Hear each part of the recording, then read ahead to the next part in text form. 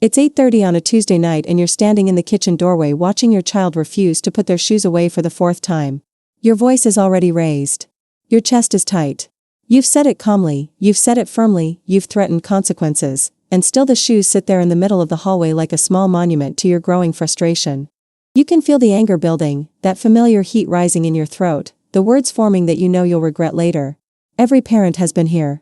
In this exact moment where love and exhaustion collide, where you wonder if you're doing everything wrong, where the simplest request becomes a battle you never wanted to fight. But there's something almost no one talks about, a principle so counterintuitive that it feels wrong the first time you hear it, yet so effective that it can shift a defiant child's behavior in less than 60 seconds without a single raised voice. This principle doesn't come from modern parenting books or the latest psychological trend. It comes from an ancient understanding of human nature, one that's been practiced for centuries in cultures that prioritized harmony and respect above obedience. The Chinese called it something that translates roughly to giving face, but it's so much more than a phrase. It's a complete reframing of how power, respect, and cooperation work between human beings, especially between an adult and a child who's testing every boundary they can find. Here's what most of us do when a child defies us. We escalate. We repeat the command louder, we add urgency to our voice, we invoke consequences, we might even physically move closer, towering over them to assert our authority. We do this because we believe that the child needs to know we're serious, that they need to understand who's in charge, that backing down would teach them they can walk all over us. And this belief makes perfect sense on the surface. After all, we are the adults. We do know better. The shoes do need to be put away. But here's what's actually happening in that moment, and this is where the ancient wisdom becomes neuroscience. When you escalate, when your voice rises and your body language becomes more dominant, you're activating your child's threat response system. Their amygdala, the small almond-shaped part of the brain responsible for detecting danger, lights up like a warning signal. Their nervous system shifts into a defensive state. And here's the critical part that changes everything: a brain in defense mode cannot access the parts responsible for rational thinking, cooperation, or learning. You're not teaching them to obey. You're teaching them to survive an interaction with you. The defiance you see isn't disrespect. It's a nervous system protecting itself the only way it knows how. The child digs in harder, not because they don't care about the shoes, but because their brain has interpreted your escalation as a threat that must be resisted. They're not thinking anymore. They're reacting. And so are you. This is where the Chinese principle becomes revolutionary. Instead of asserting dominance when met with defiance, you do the opposite. You step back. You lower your voice. You give the child what's called face, which means you protect their dignity, their sense of self, their emotional safety, even in the moment they're not complying. You might crouch down to their level. You might even move away slightly, creating physical space that signals you're not a threat. And then you speak in a way that offers them a path back to cooperation that doesn't require them to lose face, to admit defeat, to surrender their autonomy. You might say something as simple as, "I can see you're busy right now. When you're ready, the shoes go on the rack by the door. I'll be in the kitchen if you need me." And then, and this is the part that feels impossible the first time you try it, you walk away. You don't hover. You don't repeat. You don't check if they're doing it. You simply remove yourself from the power struggle entirely. What happens next is where the magic lives, though it's not magic at all. It's biology. The moment you step back, the moment you stop being a threat, your child's nervous system begins to regulate. The amygdala quiets. The prefrontal cortex, the part of the brain responsible for decision-making and impulse control, comes back online. They can think again. And here's the beautiful part: children actually want to cooperate. They want to be part of the family system. They want your approval and connection. But they can't access that desire when they're in fight or flight mode. By giving them face, by protecting their dignity instead of demanding their submission, you're creating the neurological conditions that make cooperation possible. You're not letting them get away with anything. You're giving them the space to choose the right thing without it feeling like a defeat. Within a minute, maybe two, most children will put the shoes away. Not because you forced them, but because you made it safe for them to do so. They save face. You get cooperation. No one loses. This principle extends far beyond shoes in a hallway. It rewrites the entire dynamic of discipline and respect. In traditional Chinese culture, and in many other societies that value collective harmony, there's a deep understanding that forcing someone into a corner, especially a child, creates shame. And shame doesn't teach. Shame doesn't build character.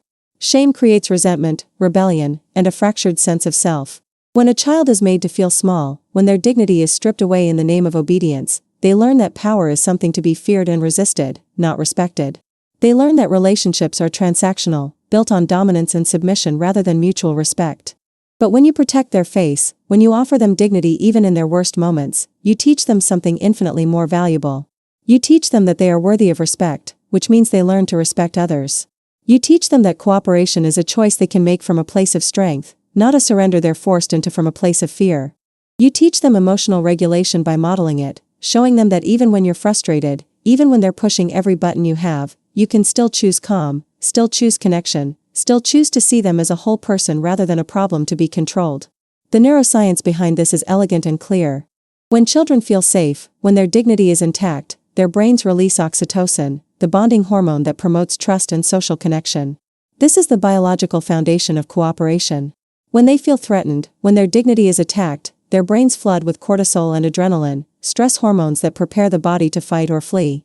These two states are mutually exclusive.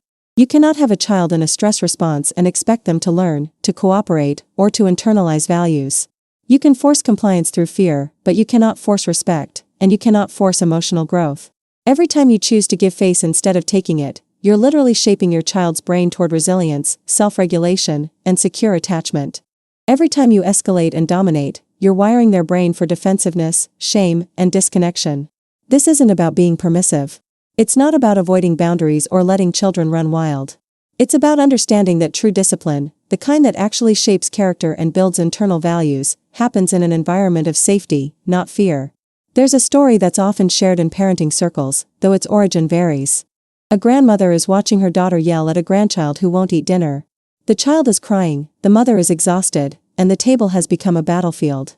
The grandmother walks over, pulls up a chair, and sits quietly next to the child. She doesn't say a word about the food. She just sits there, present and calm. After a moment, she asks the child about a drawing they made earlier that day. The child, still tearful, starts to talk. The grandmother listens. Within 5 minutes, the child picks up their fork and starts eating. The daughter is stunned. "How did you do that?" she asks. The grandmother smiles and says, "I didn't make them eat. I made them feel safe enough to want to." That's giving face. That's the principle in action. The grandmother understood that the battle wasn't about the food. It was about power and dignity. The child wasn't refusing to eat because they wanted to be difficult. They were refusing because the interaction had become a threat to their sense of autonomy. By stepping out of the power struggle, by offering connection instead of control, the grandmother gave the child space to make the choice themselves. This is the core of what the Chinese tradition teaches, and what modern psychology is only now catching up to. Human beings, even very small ones, need to feel that they have agency, that their choices matter, that they're not just objects to be controlled. When we strip that away, when we demand obedience without regard for dignity, we might get compliance in the moment, but we lose something far more important. We lose trust. We lose connection. We lose the foundation of a relationship where the child actually wants to listen to us, not because they fear consequences, but because they trust that we see them, we respect them, and we're on their side. This doesn't mean there are no boundaries. It doesn't mean consequences disappear. It means the way we enforce those boundaries, the way we deliver those consequences, is filtered through respect. You can say no firmly. You can hold a limit consistently. But you can do it without humiliating the child, without making them feel small, without turning every interaction into a test of wills. When parents first hear this, the most common reaction is fear. If I don't assert my authority, if I step back and give them space, won't they just learn they can ignore me? Won't they think they're in charge? And this fear makes sense because we've been taught that parenting is about control, that if we're not dominant, we're weak. But this is a false binary. There's a third way, and it's the way that actually works. You can be calm and firm. You can be kind and consistent. You can protect your child's dignity while still holding them accountable. The Chinese principle isn't about letting go of authority. It's about wielding authority wisely, understanding that the goal isn't obedience for its own sake. The goal is raising a human being who's emotionally regulated, self-aware, and capable of making good choices because they've internalized values, not because they're afraid of punishment. And that kind of internalization only happens when the child feels respected, when they feel seen, when they feel that their dignity matters even when they're at their worst. There's also a practical layer to this that parents rarely consider. When you engage in power struggles with a young child, you're training them to see the world through a lens of opposition. You're teaching them that relationships are battles to be won or lost, that cooperation is weakness, that the way to get what you want is to dig in and resist. These lessons don't stay confined to childhood. They shape how that person navigates relationships, how they handle conflict, how they respond to authority figures for the rest of their lives. Every interaction you have with your child is a lesson in how the world works, in how people treat each other, in what respect looks like. If those lessons are rooted in dominance and submission, that's the framework they'll carry forward. But if those lessons are rooted in mutual respect, in the understanding that dignity is non-negotiable, that's a completely different foundation. That's a child who grows into an adult who knows their worth, who can set boundaries without aggression, who can cooperate without losing themselves, who can navigate conflict with grace because they learned it from you. So what does this look like in practice, beyond the shoes in the hallway? It looks like noticing when your voice is starting to rise and choosing to pause instead of escalate. It looks like physically lowering yourself to your child's eye level when they're upset, signaling with your body that you're not a threat. It looks like saying things like, "I can see you're frustrated right now, and that's okay. When you're ready to talk, I'm here," instead of demanding immediate compliance.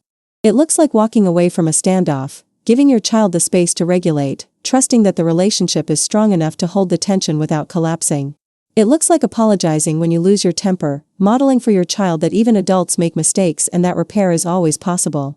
It looks like catching yourself before you shame them in front of others, before you make a joke at their expense, before you use sarcasm or mockery as a tool of control. It looks like recognizing that your child's dignity is sacred, that it's not something you get to take away just because you're bigger and older and tired. This is hard. This requires you to manage your own nervous system, to notice your own triggers, to do the internal work of figuring out why a 4-year-old not putting their shoes away can make you feel so powerless and angry. But that work is worth it. Because every time you choose to give face instead of take it, you're not just changing that moment. You're changing the entire trajectory of who your child is becoming. The irony is that the parents who resist this approach the most, who insist that children need to be taught to obey immediately and without question, are often the ones who struggle most with defiant children. Because defiance isn't a personality trait. It's a response. It's what happens when a nervous system feels unsafe, when dignity is repeatedly violated, when a child learns that the only way to protect themselves is to resist. The more you escalate, the more they dig in. The more you demand submission, the more they fight back. It's a cycle that feeds itself, and it's exhausting for everyone involved. But the moment you step out of that cycle, the moment you choose to give face, to offer dignity, to make connection more important than compliance, everything shifts. Not immediately, not perfectly, but consistently. Over days and weeks, you'll notice your child is calmer, more cooperative, more willing to listen. Not because you broke them, but because you made it safe for them to be their best selves. This is the quiet revolution that the Chinese principle offers. It asks you to let go of the idea that parenting is about control. It asks you to trust that children are wired for connection and cooperation, and that when those needs are met, discipline becomes almost effortless. It asks you to believe that your child's dignity is as important as your authority, and that the two are not in conflict. You can have both. You can raise a child who respects you deeply while also respecting themselves. But you can't get there through force. You can only get there through the steady, patient practice of seeing your child as a whole person, worthy of respect, even in their most challenging moments. You can only get there by giving face. Your child doesn't need a perfect parent.